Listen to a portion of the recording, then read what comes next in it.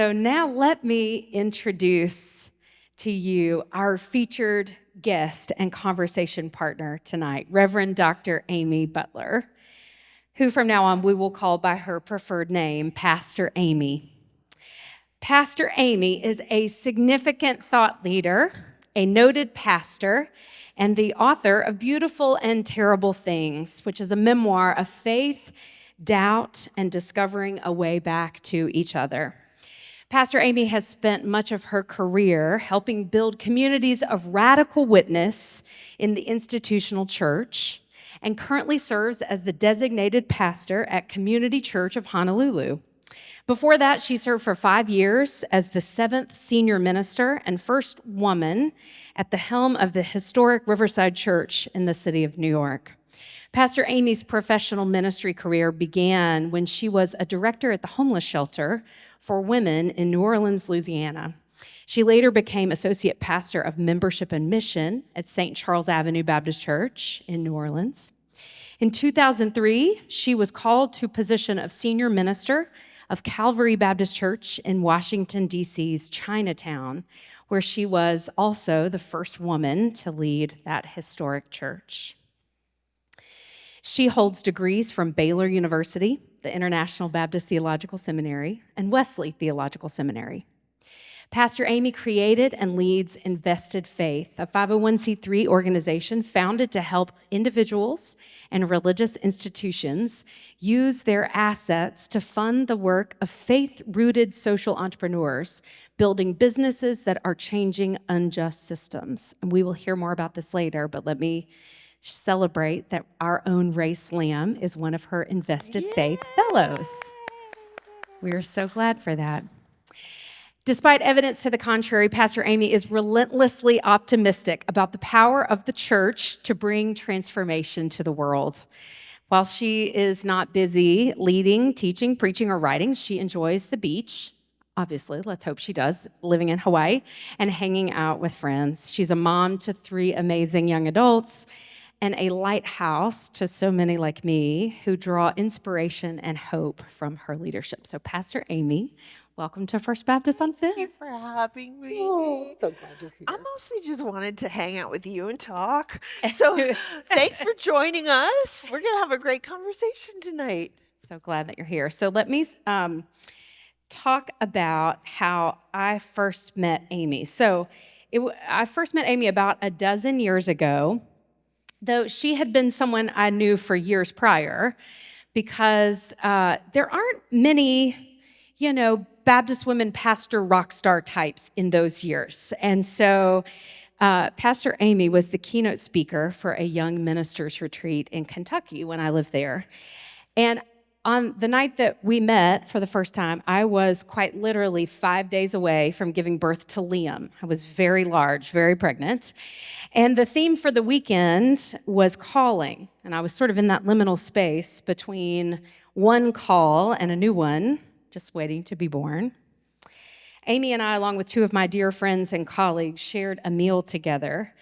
And it remains one of the great, all-time great dinner experiences of my life. Now, we were at a churchy retreat, so the food was forgettable, of course, but the company, the lessons, the stories, that fierce encouragement that Amy offered just sort of nestled into my heart like a talisman.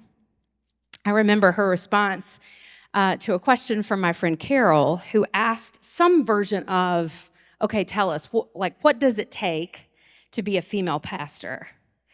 And Amy's response was very simple. You just have to be the best pastor, period. Not the best lady pastor, of which I've been called, some of us have been called. And she was a lighthouse, as I said to me then, but her light has only magnified in my life and in the lives of many as she moved into the historic pulpit at the Riverside Church. So on a personal level, it is a joy to know you up close, not just from afar. And to that was learn such from an you. eloquent So way of thank saying you. I'm a lot older than Emily. And just watching what you're doing and your work here, oh my gosh, it gives me so much hope for the future. And You know, there are not a lot of super bright stars in our world. I mean, our colleagues are leaving, and I just watch you every week, and I'm like, you go, girl, you go, you go, you go. So I'm behind you. I'm behind you, and you're being the best. I'm so proud of you. We're doing it. We're together in the work. So We thank you are. for leading with such courage. You know, it is not lost on either of us that we are having this conversation about the future of the church and the power of beloved communities to bring healing to the world, like a week after the most contentious and bitter election in our lifetime. So, how are you? How are you? How are we? How are things? So I wasn't surprised by the outcome of the election, and I'm scared. I'm scared because I have long talked about Jesus's worst marketing slogan ever, take up your cross and follow me. And I think we're going to find out that he really meant it. And my fear comes from the strength of my own convictions. Like, do I really believe this? Yes. Yes. And as you know, the preacher's always preaching to herself. So I lay awake at night and I'm scared. How are you? You know, similarly, I've probably moved through many of those emotions, the panic, the terror, the disbelief, the deep sadness and anger. And I shared with our staff the other day that I'm feeling like I've got clear eyes, and they immediately then chimed in, full hearts can't lose. And I said, well, maybe sort of, maybe a little bit. I sort of feel that sense of relief that our path is now very clear. Yes, it as people of faith that follow in the way of Jesus. It's very clear what we are called to do in this moment. Yes, I was comparing it to 2016 when there was a lot of shock and anger, and it feels very different to me this time. It feels like we are going to have to very carefully discern whatever the line is in the sand and hold it. And there will be people who we love and admire who will not. Right. That's right. And I'm scared about that. You know, you tell a story in your book. Amy's book is a collection of essays. If you've not read it, you're going to buy a copy tonight and read it tonight. But if you've not read it, you should know it's a collection of stories about how relationships have changed her, how in this work of pastoring and the work of being the church together, we are changed by the people we encounter. And I just wonder what better witness than that for us to consider right now, because, you know, it is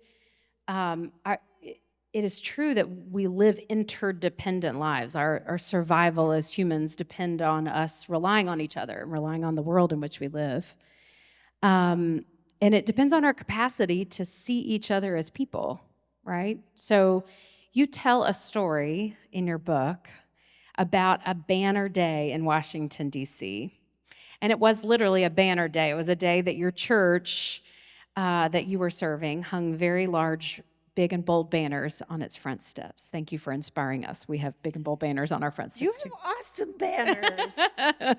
So thank you for inspiring. So would you read a little bit about that story? Would you tell us about that experience? Sure. This essay is called Banner Day. And I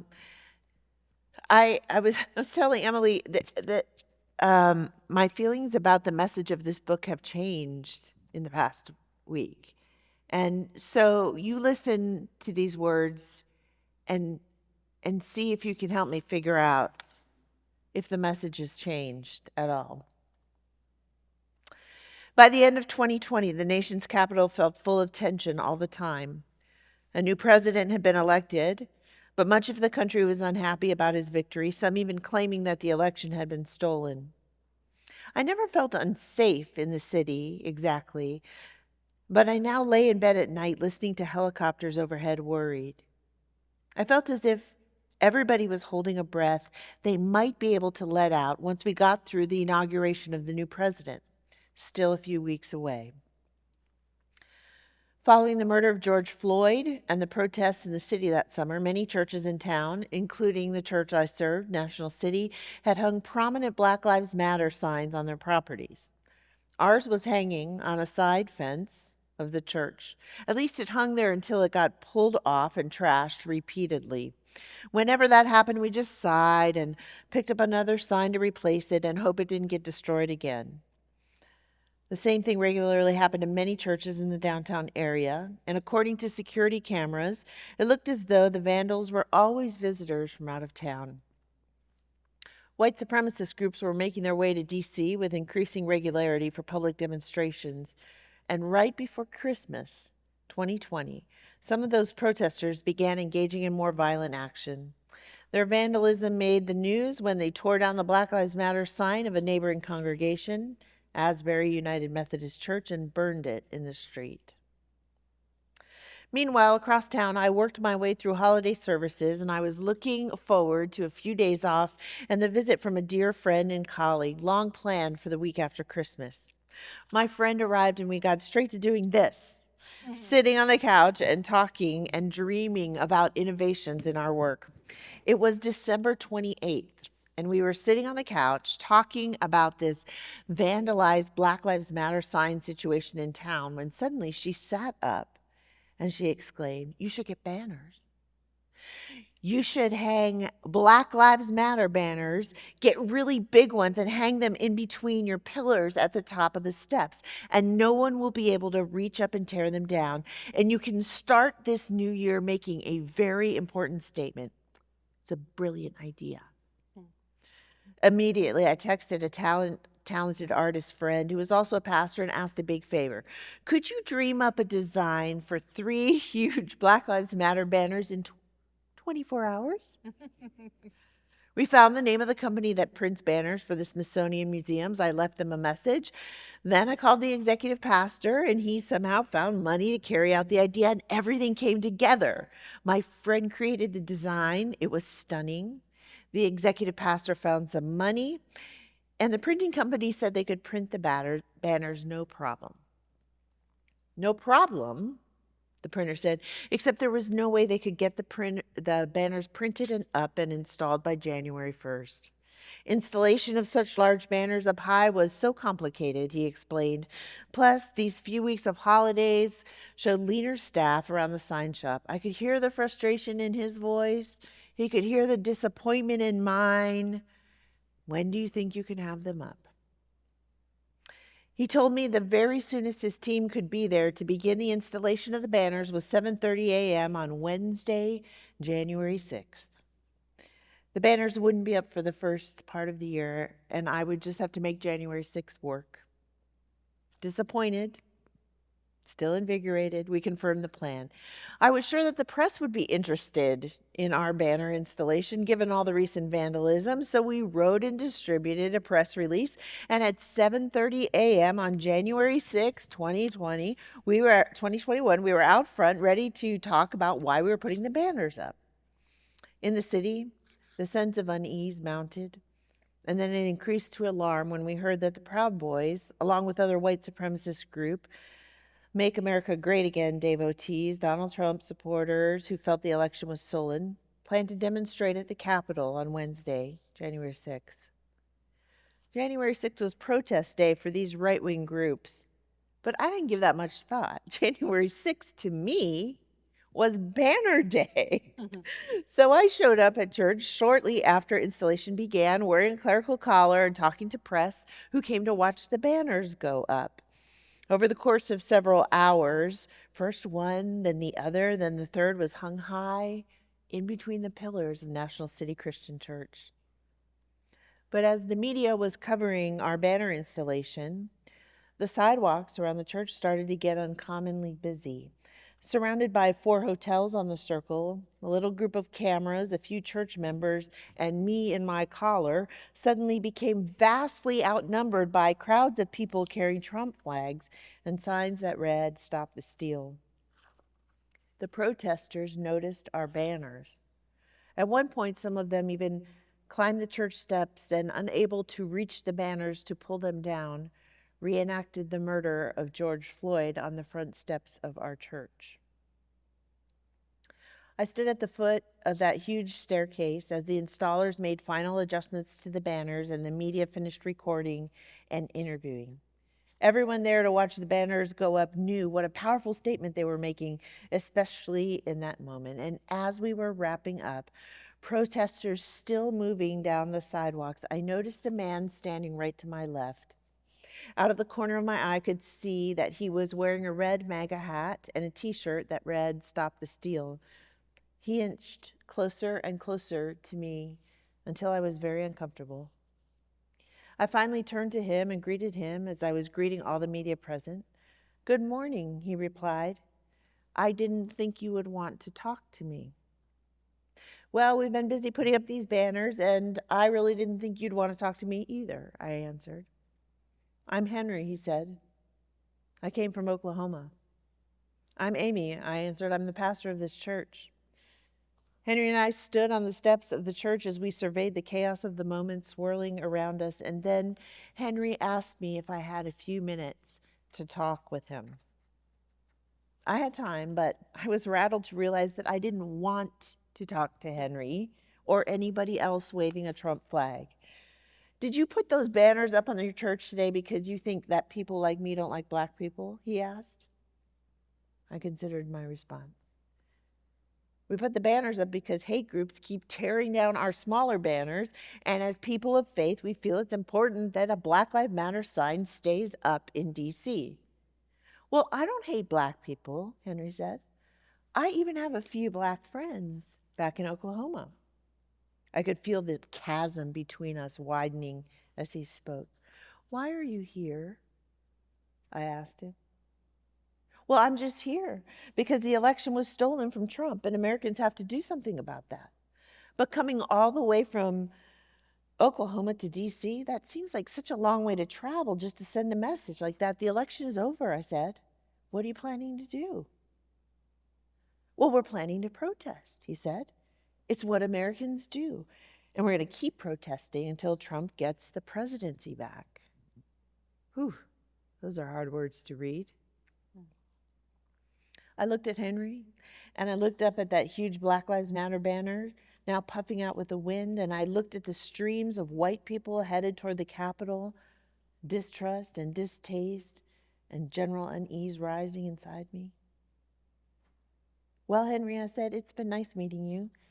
We probably don't agree on many issues, but I hope you have a good time today." "I've never met a woman pastor before," he said. "And I still don't understand why you hung up those banners. I like black people. One of my cousins even married a black person." "Well, then I hope you'll look up at the banners while you're in town and celebrate the value of black lives," I said, now fully aware and urgently disturbed by my growing revulsion at the crowd. "Gotta admit," Henry said, "they do really stand out up there." "You be safe, Henry," I said. "You too. And when I get home, I'm going to tell my wife that I met a woman pastor." Henry waved as he turned to walk away. His red hat was pushed down securely on his head, and his white tube socks and lace-up sneakers were peeking out from underneath his 2 short jeans. As he walked away, he called back to me, "Thank you for talking to me. I didn't think you would." And here's the truth. I didn't want to talk to Henry. He made me uncomfortable when he moved into my personal space, and everything he represented repulsed me and made me angry. I looked at him, and I saw a person who vandalized churches and reenacted murders on the front steps of our church. It was Henry who had the courage to reach across this huge divide between us. I never saw Henry again after he melded into the crowd, but I think about him a lot. I hope he didn't get hurt. I wonder if the violent attack on the Capitol that day made him rethink some of his political opinions. And I wonder if my answer to his question about why we hung Black Lives Matter banners in our pillars made it any clearer to him. I have to tell you that I seriously doubt it. But I've been wrong before.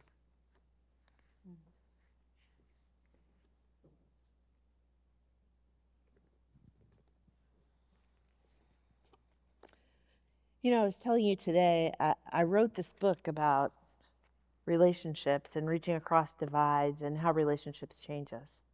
I still believe that.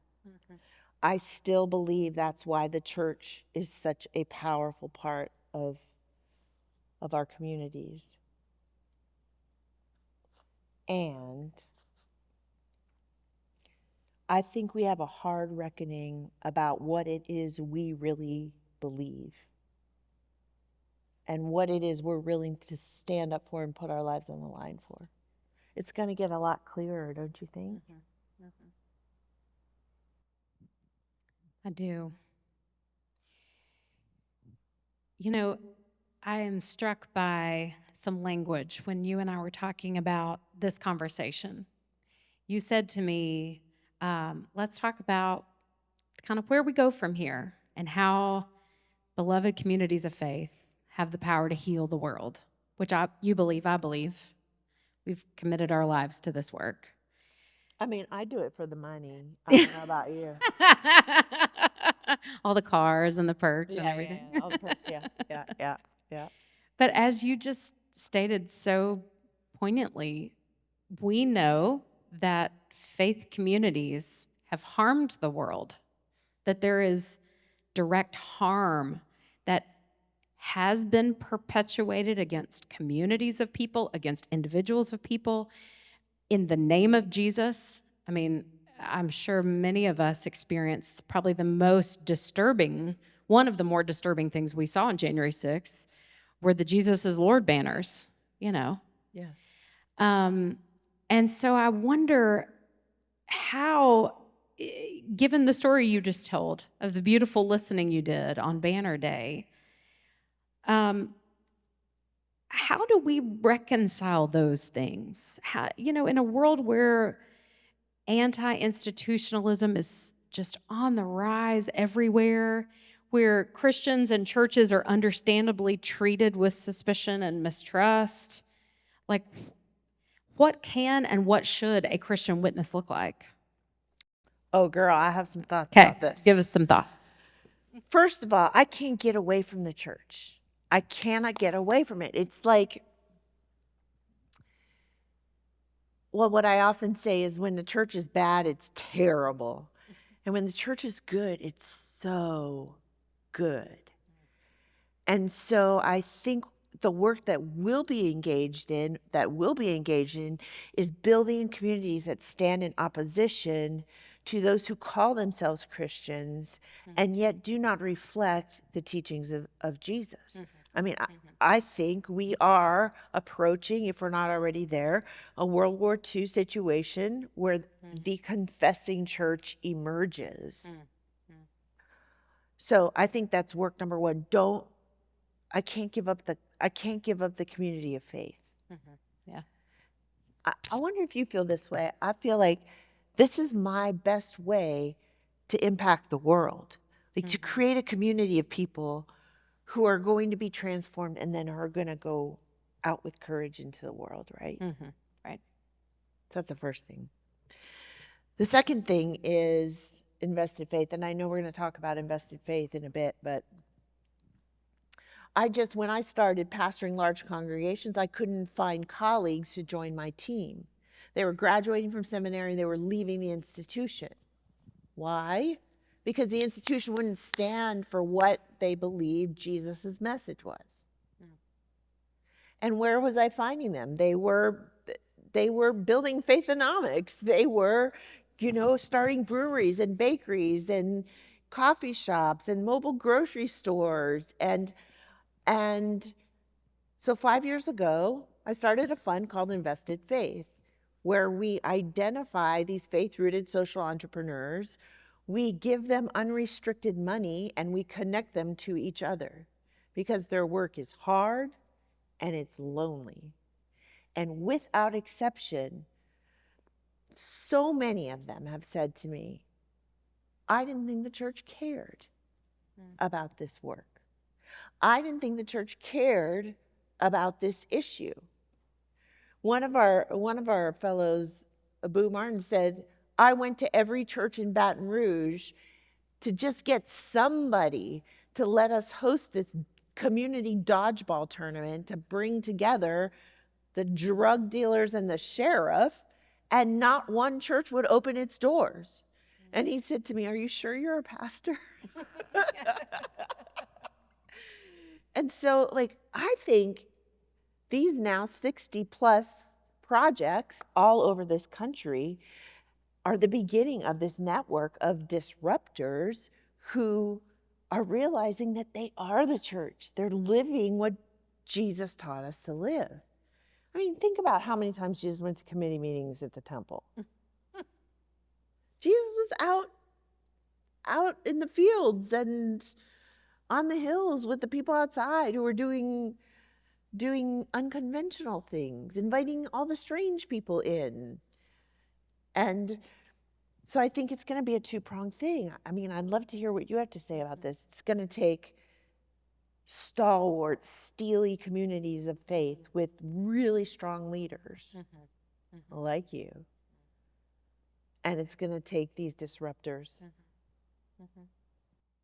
You know, one of the things that particularly for Baptists, I think is a difficult expression, is how to say together, we believe these things. And on these matters, we may not be of one mind, but we are of one heart. Because Baptists lift up this, priesthood of all believers, and we are not a creedal people. And so it's hard to find matters around which we unify. And yet, it is part of our witness in the world to be clear about the matters upon which we are not going to compromise. This church said 3 years ago, we welcome, affirm, and celebrate all people in the fullness of who they are. And that is who we are. That is how we are going to live our lives in the world. And did people get upset and leave? Sure. But others have found their way. And it has become for us a way to say, here is who we are, and here is what we believe, and here's how we're going to live in the world. And that is a matter of public witness. This is the shape of our obedience, to quote John Claypool. This is how we are living and moving and having our being in 2024 in the world, in Winston-Salem. And it is a risky way, not just this instance, but living as a community of people, as individuals with individual opinions and beliefs, but collectively saying we're going to hold these things to be true is risky, right?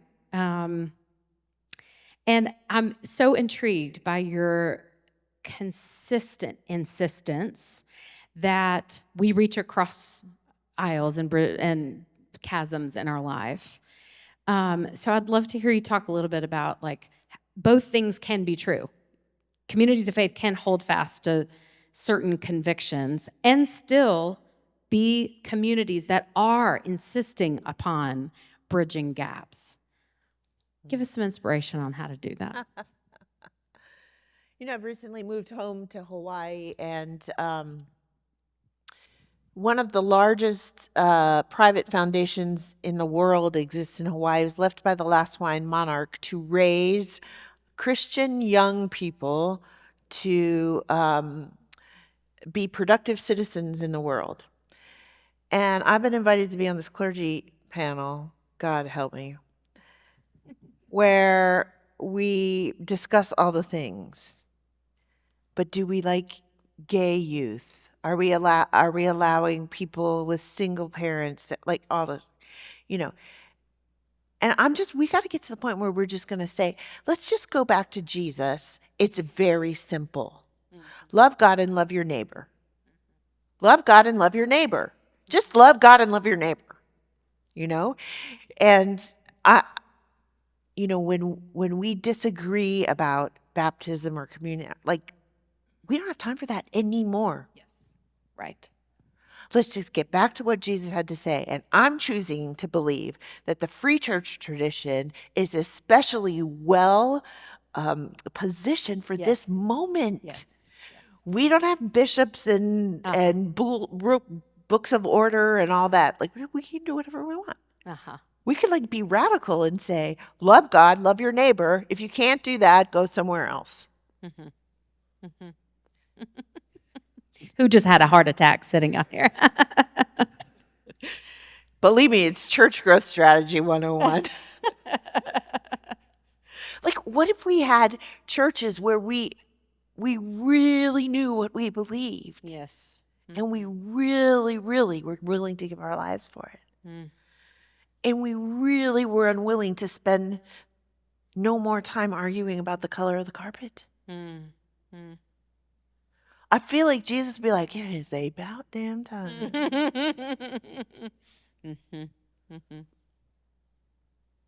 But I'm scared.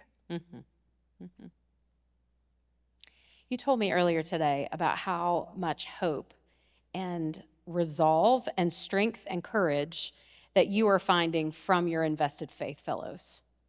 You told me several stories about these. So, tell us a bit about Invested Faith, what it is, who you're getting to hear from, how this is ministry out in the world. So, like you, I have spent most of my career pastoring large historic churches that the men gave up on and left us to fix. And in the process of these 30 years, I've had the opportunity to see so many churches in decline and not declining well, and being taken advantage of by developers for their downtown property, et cetera, et cetera, et cetera. We cannot deny that the church as we knew it in 1954 is in decline. It's changing. Something new is emerging. And some of us will be able to do what you have done here and to create something new. And most of us will not. There are over 100,000 churches that will close by the end of this decade.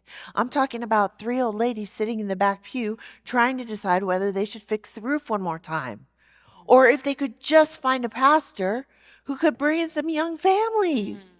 Then it would solve everything. But what if someone just said, it's okay to complete our time here? And it is okay to use our assets to fund the work of God outside the walls of traditional church. What if we did that? Okay, that's terrifying. Like half the room walks out when I say that, okay? Because where is God if God's not in church? In the place where I got married and got baptized, and I sat in the back pew and cried when my life was falling apart. God is in Southwest Georgia with Tiffany Terrell, who saw that her entire neighborhood was dying of poor nutrition because all the grocery stores had left. And so she bought an old school bus on Facebook Marketplace and turned it into a mobile grocery store. So she now sells the produce of farmers in Southwest Georgia. And every week she delivers fresh vegetables to her neighbors who make an average of $9,000 a year and were dying from congestive heart failure and diabetes. She has completely changed the nutritional makeup of Southwest Georgia.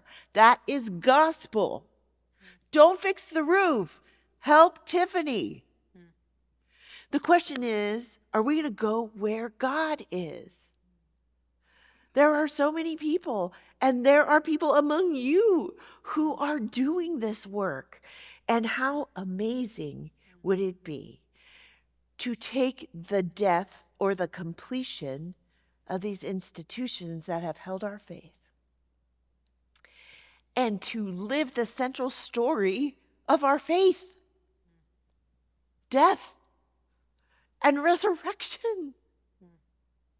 We've been preaching it for hundreds and thousands of years.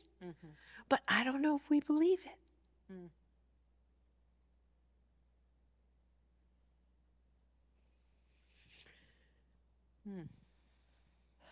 I know you must have heard it.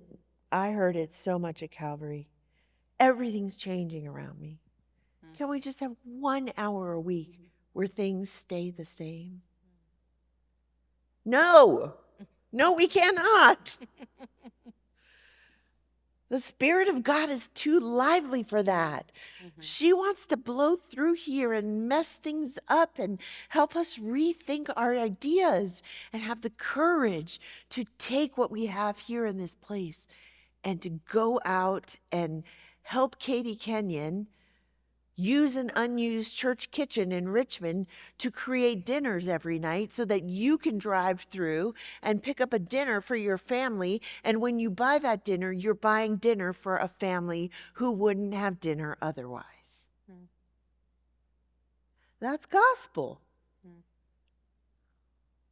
That's the gospel. I worry sometimes, what if it doesn't work? What if invested faith doesn't work? Well, then we will have given away a whole bunch of money to people who are doing the work of God in the world. Here's what happens when you become an invested faith fellow. We find you. You don't find us. We find you. And we're looking for 3 things. Your work is rooted in faith. Your work is challenging an unjust system, and your work has the possibility for financial sustainability. We're not passing the plates for much longer, folks.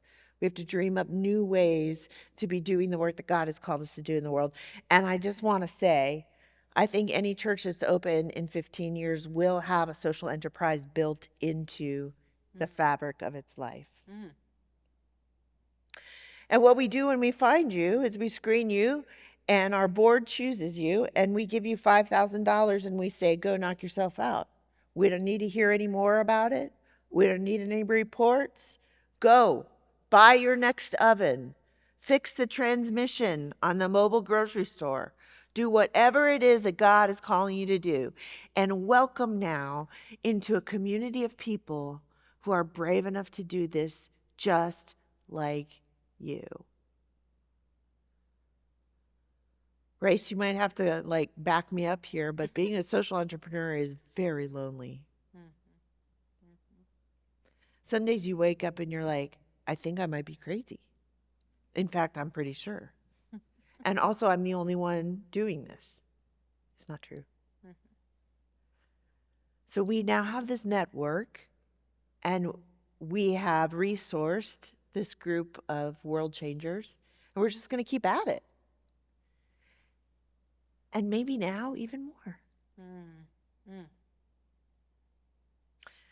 What do you think about what I said about churches having social enterprises as part of their life?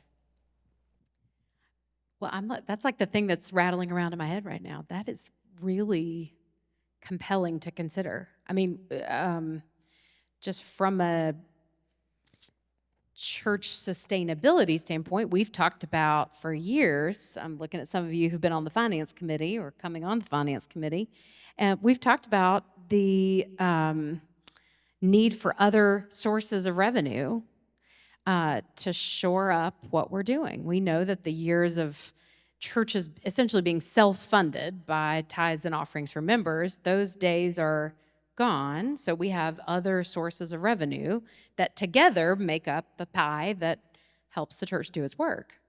But what's really compelling to me is thinking about the social entrepreneur work, not just as a revenue stream for the church, but a mission from through the church. 500%. In a week, Anita, we'll be releasing a video telling the story of Chelsea Spires. She runs the Wilmington Kitchen Collective. Do you know how many church kitchens are empty all week long?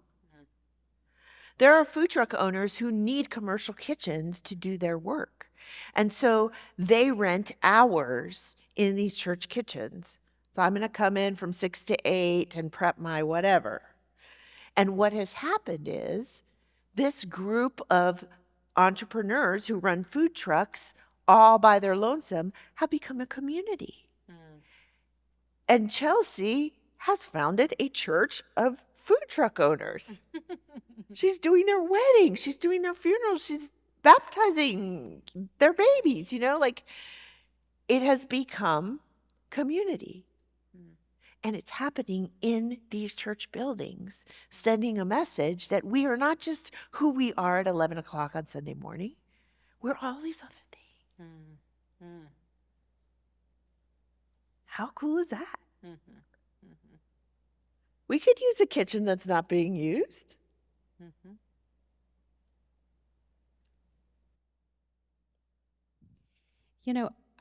I've told you a little bit about our church's story and how in the last 10 years we've torn down 2 buildings and consolidated into one. And for us, it was a matter of investing in our future by divesting of spaces we could no longer keep up.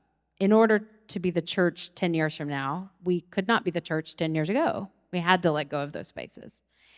And, in this season of my life, I feel deeply called to come into a wonderful church with a long history, 153-year history, and continue catching the Spirit's breath and, helping to shepherd that breath however is possible. And for us, it was abundantly clear that our assets had to be reconsidered. We had to take stock and to take action for us to be a church 50 years from now. But as our wonderful, wise leader, Chris Gamble, often would remind us, we like to think that bricks and mortar are just about the hardest things to give up, but it's just bricks and mortar. I mean, these are just spaces. The work of love that happened in the spaces. They weren't the spaces themselves. And so I think about how many churches could feel that incredible gift of new life by letting go. I mean, that's what happened for us. We have found new life in our church by letting go.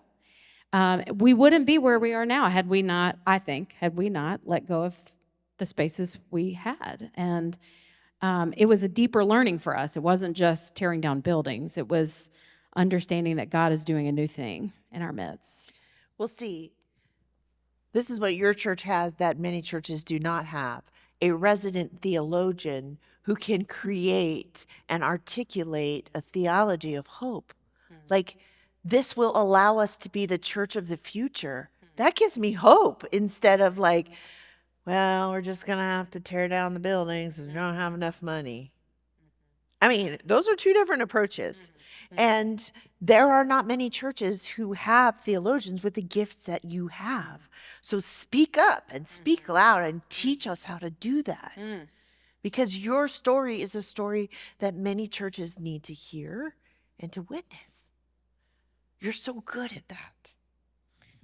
Well, you're so good at that too, because these stories of your fellows and the work they're doing, I mean, we were just talking earlier with Race about the work that he did in pastoring Wake Forest Baptist Church, wonderful congregation, to its beautiful end, and how they ended with such hope.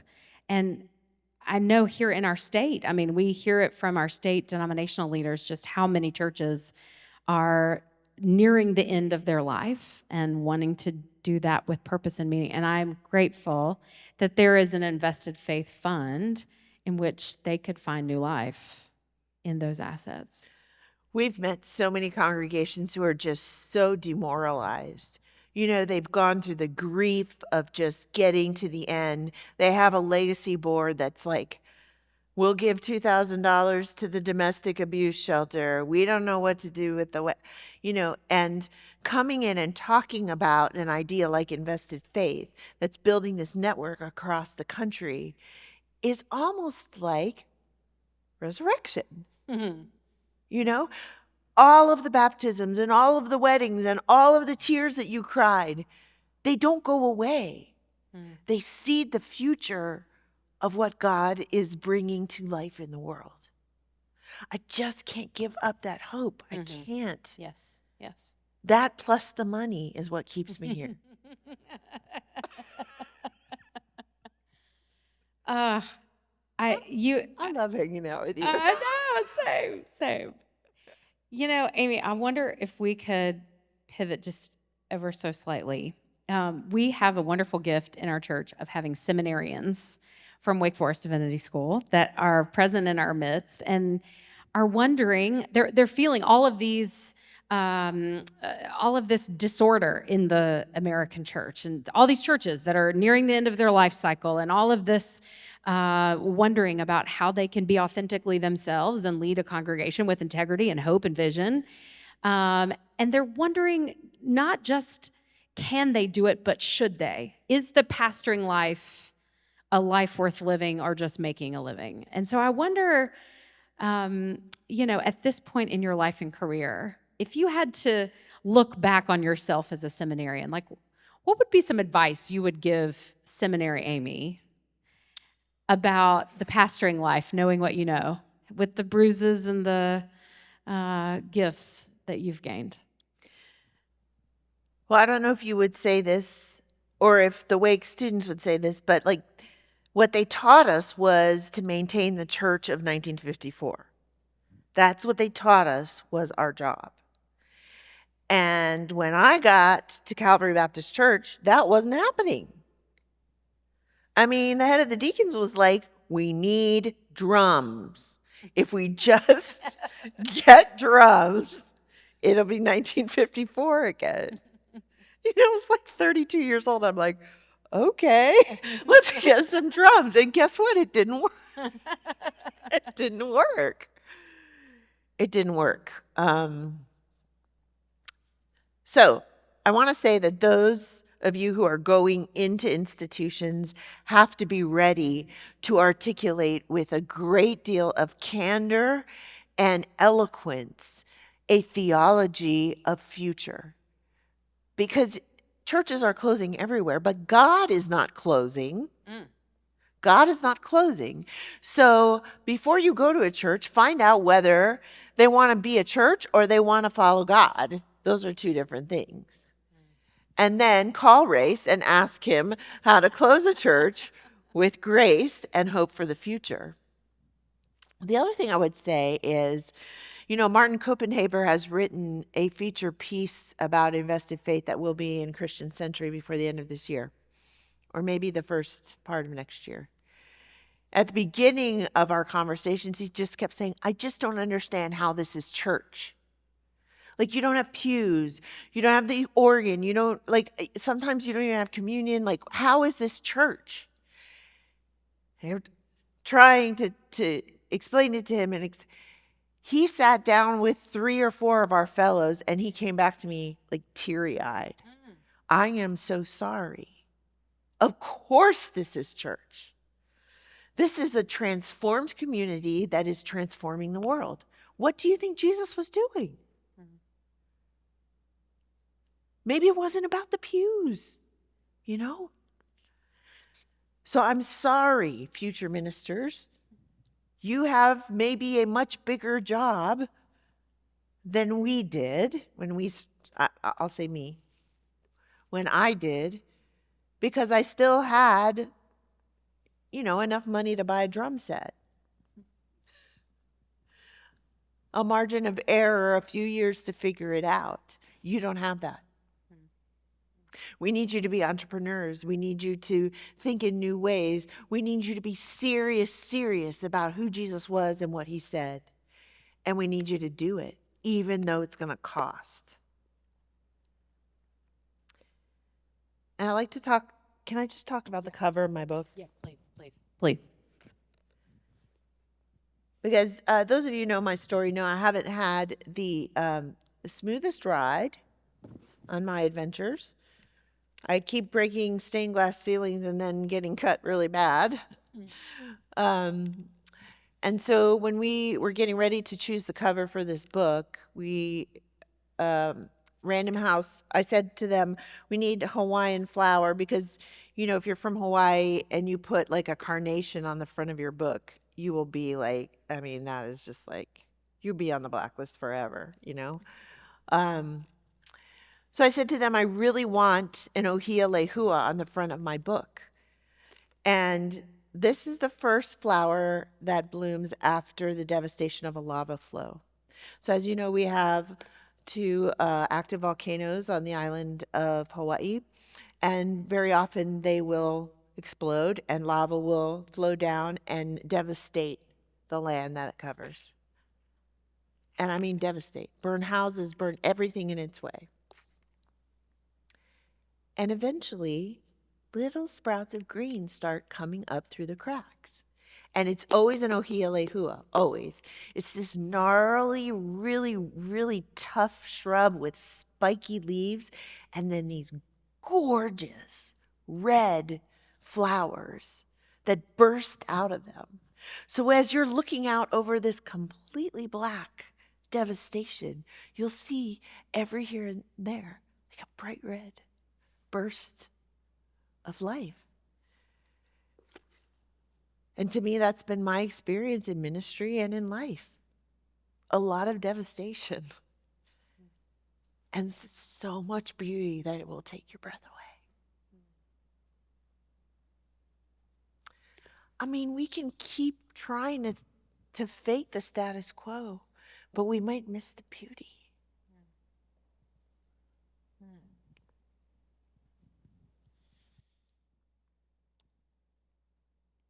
I'm not sure I'll look at a volcano the same way knowing this story. I didn't know that story. Thank you so much for sharing it. I don't want to miss an opportunity to ask you about the work that you do and being a mom, being a parent.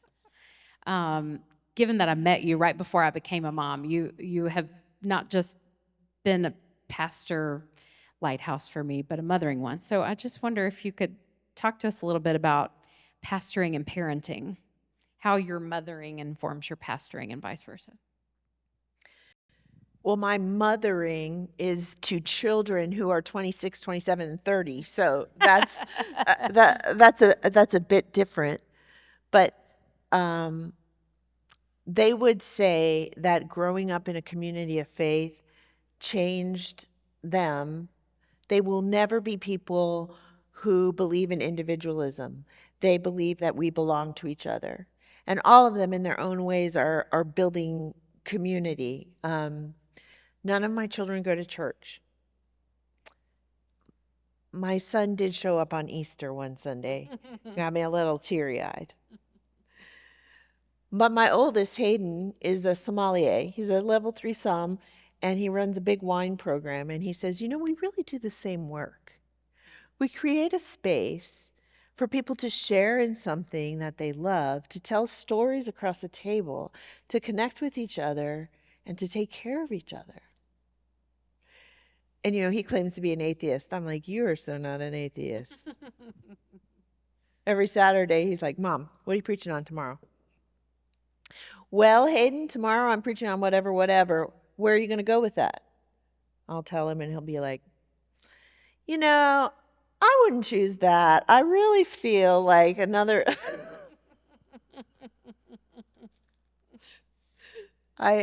He lives in Hawaii, and I have loved that relationship. My children talk about church and the people who loved them at church in ways that made them the people they are. I can't dictate their faith. I did give them that. And when I called them to say, Riverside Church is firing me, all three of them were like, yeah. It just broke my heart. They had seen the church behave in the worst ways over my years. How about you? How are your kids? Mine are still at the age where they're asking me to put them in my sermons. Like, would you tell the story about me in your sermon? So someday I hope they're critiquing my sermons and saying, I don't think I would go that way. I'd maybe go this way. But you're right. I think that is my deepest hope, is that we, by raising our kids at the center of a church, that they know that they belong, that they never worry, do I have a people? Do I have a place? Do I live my life alongside other people? Is my life bound up with someone else? I mean, I learned that. I hope they're learning that. I hope they'll experience it and then pass it on, whether it's inside walls like these or not. You know, one of my kids is on a board of one of our invested faith projects. All 3 of my children are monthly givers to Invested Oh Faith. my gosh. Yeah, That's beautiful. it is really. I didn't even have to nag, but they know it's their responsibility to heal the world. Mm-hmm. They know it. They know it. Yeah. Can I read those? Please. All right. This is one of my favorite parts of my book. It's about Hayden. I always kind of tear up when I read it. It's short. A few years later, my son Hayden stood in front of the congregation as a high school graduate receiving a laundry basket filled with granola bars, laundry detergent, and other college dorm necessities. At church, we had the tradition of blessing our seniors and sending them off into the wide world, and with that blessing, off he went to his first semester of college.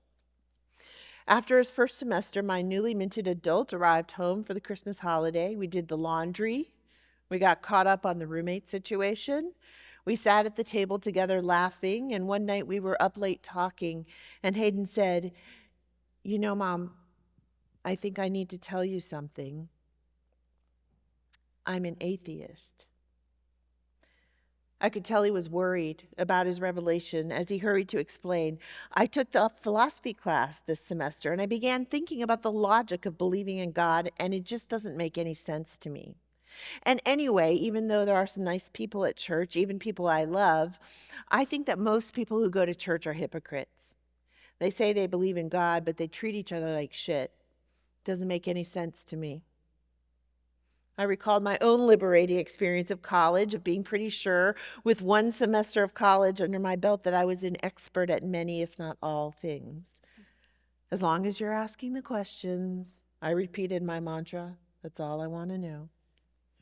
I think I took Hayden's announcement fairly well. That is, until Christmas Eve. As we were getting ready to head out to church for the Christmas Eve service, I noticed Hayden sitting on the couch watching a movie. Are you going to be ready in a few minutes? I said. I have to be there a little early to make sure all the kids in the nativity are lined up and ready to go. I don't think I'm going to come this year, Mom, he said. Remember, I'm an atheist. So I don't really think there's any point in me going to church, even on Christmas Eve. My heart sank. But we go together every year, Hayden, I protested. I felt like it was only 5 minutes ago that Hayden was one of the kids in the nativity scene himself, tripping down the aisle in an old bathrobe with a crooked Burger King crown on his head. But that night, no matter how much I tried to appeal to his sense of nostalgia, I couldn't get him to change his mind.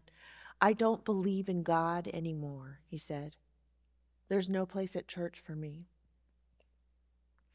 As the 2 younger kids and I drove down to church that night, I silently reminded myself that all I'd wanted were kids who asked the questions. But that night, it just didn't seem enough. Christmas Eve without Hayden, such a loss. I wanted him to know that there was room at church for people like him, just as there was room for people who believed in God with no hesitation, and for those of us who struggle constantly.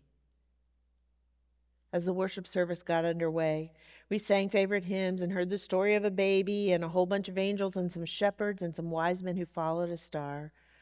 Kids and grown-ups in regal procession followed their way down the aisle to take their places at the nativity tableau.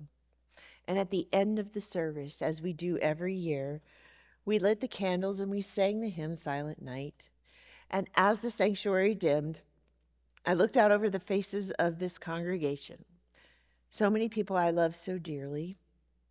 some who had captured my heart the first time I met them, some whose respect I'd earned at the side of a hospital bed or on the soft grass of a cemetery, some who I had to relearn to tolerate every day. I really loved them.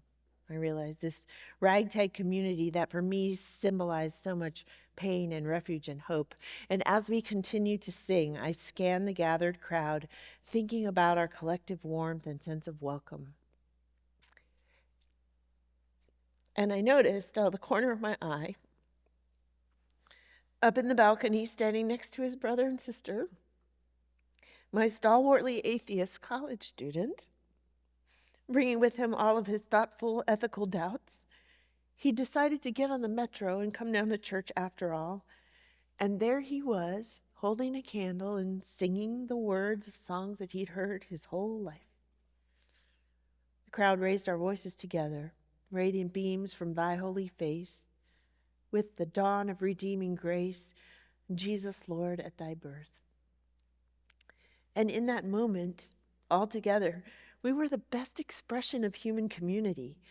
A messy, beautiful group of believers and doubters, and some with no faith to speak of, learning again that the differences between us are so much smaller than we think.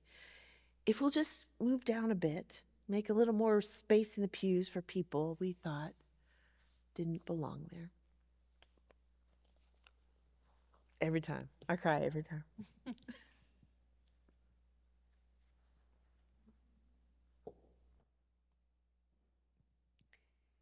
Amy, you are a light in the world.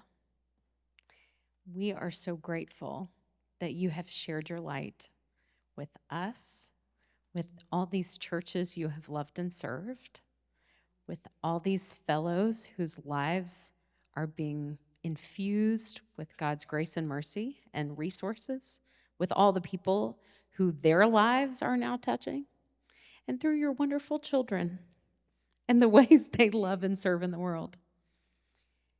Call me if you need wine advice. If we need wine advice, we'll give her a call. Tell us what's next in your life. What is on the horizon? What hope are you going to hold, even in the fear of what these next years will hold?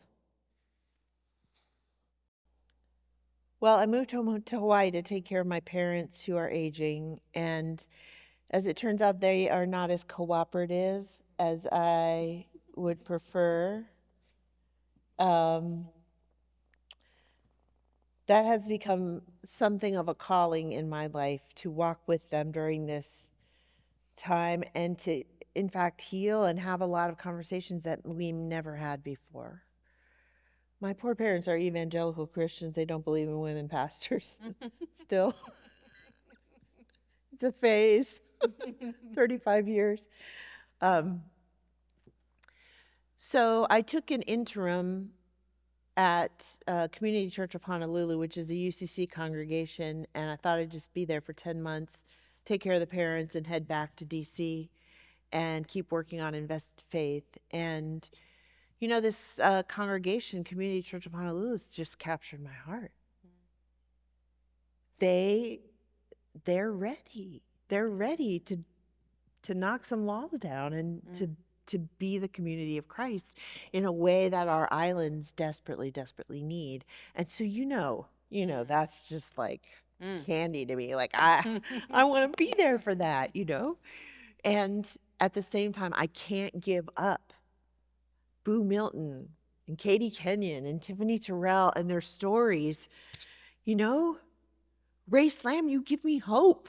Mm-hmm. You help me keep showing up in the pulpit every week and trying to articulate a theology of hope because of the work that you're doing. Mm-hmm. Thank you. I think our fellows are going to be fine. They're serial entrepreneurs. They're going to be out there changing the world, no matter where they are. It's us I'm worried about. Mm-hmm. It's people of faith who need voices to help us step outside and see the world as Jesus did. So I'm just going to keep at it. I'm going to keep pastoring this church. I'm going to keep showing up on your doorstep every once in a while, keep discovering these brilliant world changers and trying to go where they are and give them a little bit of hope. That's the work. And I'm going to keep watching you every week and cheering you on. I'm so proud of you. And I of you. Thank you so much. Would you join me in thanking Amy Butler for sharing so beautifully with us tonight?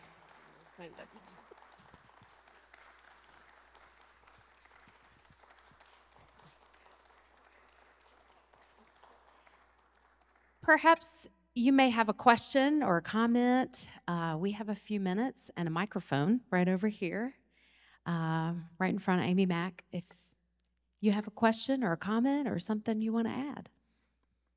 I just love this small group so we can just have a frank conversation about all the things. Let's talk. What did you hear that bothered you? What did you hear that caught your attention? I'm so curious to know.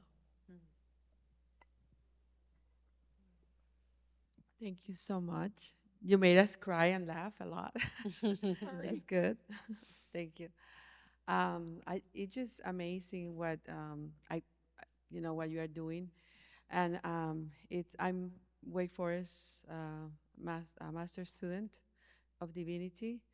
So thank you for inviting us, and we started a congregation, right? And then in an old church in 1880, 1680, 19, no, last 1860 something. And so, we have been struggling to, it's a Latino congregation, and we have been struggling for people to come.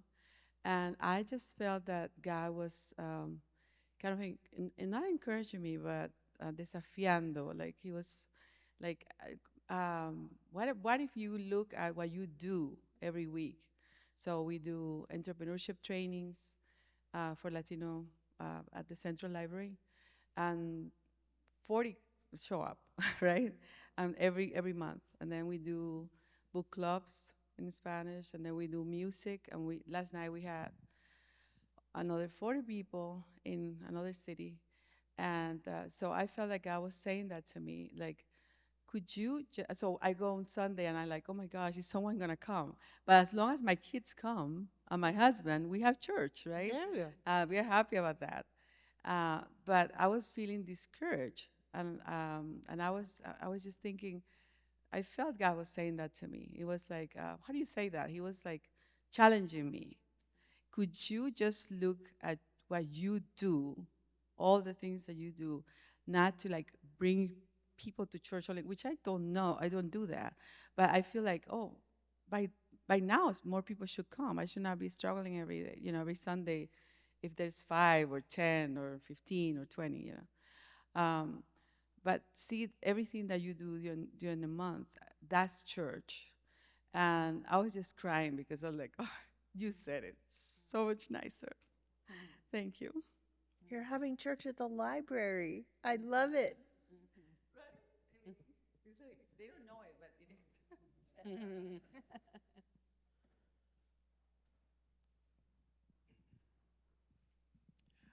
I just had a question. We've been very intentional here with our children and youth about uh, knowing who their neighbor is and doing things of service outside of the church. And I was wondering what advice you could give us that we can help foster them so they'll know growing up that the church may not resemble the church as they know it now, that how to foster that desire to serve.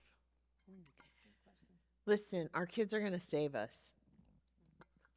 And I'm thinking about all the social enterprise that is represented in this congregation. What if, as a youth program, you had like a Shark Tank? Come up with a social enterprise that's going to challenge an unjust system in your neighborhood and is a sustainable business for the future. come give us a business plan, give us a pitch. I'll come train them, whatever. You got people at the business school, and award them $500 to go out and do it. Like, what if that was part of youth education? You got enough social entrepreneurs in this church. Come on, you could do that. Kyle, what do you think? You like it? Yep. Okay. I love that. We could have like Invested Faith Junior or something. That would be so good. Yes, yes. And, we have this whole network of amazing faith leaders, some of whom are right here. Invite them in to talk. Like, merge the worlds of church and outside church. Teach our kids that we are the church wherever we are.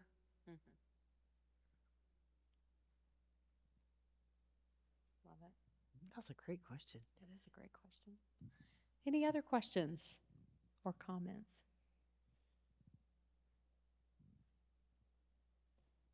I know I leave inspired. I know you are too. Let's say thank you to Amy one more time. Amy, thank you, thank you. Thank you.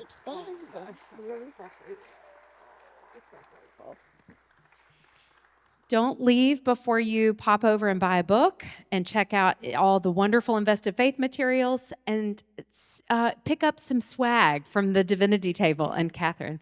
Thank you all so much for being here tonight. Good night. Thank you.